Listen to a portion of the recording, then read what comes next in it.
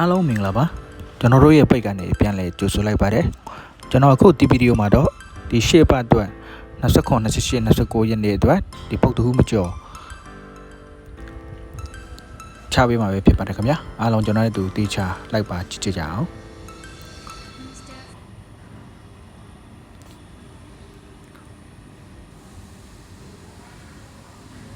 ပထမဆုံးအနေနဲ့ကျွန်တော်က3နဲ့1ပုံချင်းက4ပါဝါ9နောက်တစ်ခုက4နဲ့8ပုံချင်းက2ပါဝါ9 4 9 2ခွန်အခွေအပူးဆိုပြီး4နဲ့လာပါတယ်ခင်ဗျာ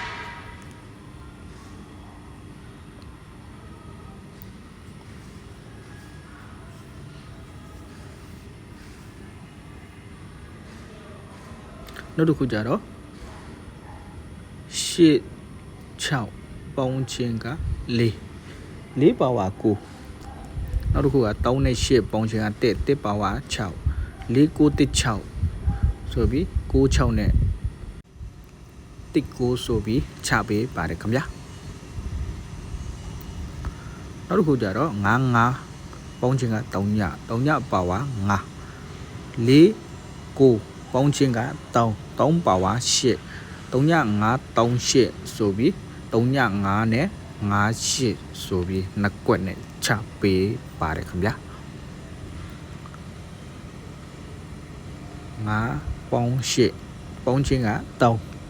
3ပါဝါ8ဆိုပြီးဟိုဘက်မှာ9ပေါင်း6ပေါင်းချင်းက5ပါဝါ3ညနဲ့3 8 5 3ညထပ်ပြီးချပေးတာက3 5ပါပဲခင်ဗျာနှစ်ပေါင်း3ဒါဆို5ပါဝါ3ည9နဲ့3ပုံတော့နှ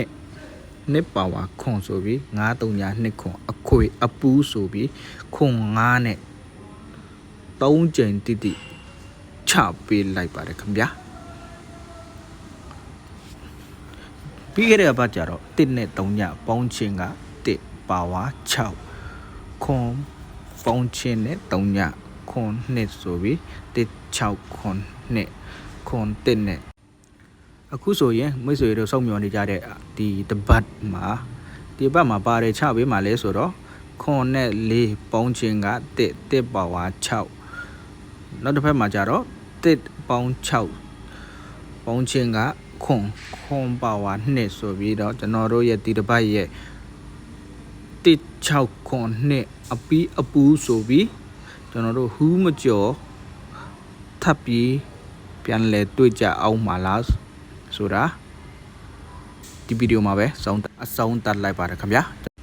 follow လေးမလုပ်ရသေးရင်လောက်ပေးပါလို့ပြောချင်ပါတယ်ကျွန်တော်တို့ရဲ့ပိတ်ကဒီလိုစိတ်ဝင်စားတဲ့ကဏ္ဍတွေကို site ဝင်တဲ့တကွဒေချာလေးတွက်ပြပေးမှာပဲဖြစ်ပါတယ်အတွက်ပိတ်ကို like and ဒီဗီဒီယိုလေးကို share ဖို့မေတ္တာရပ်ခံပါတယ်ခင်ဗျာအားလုံးပဲကျေးဇူးတင်ပါတယ်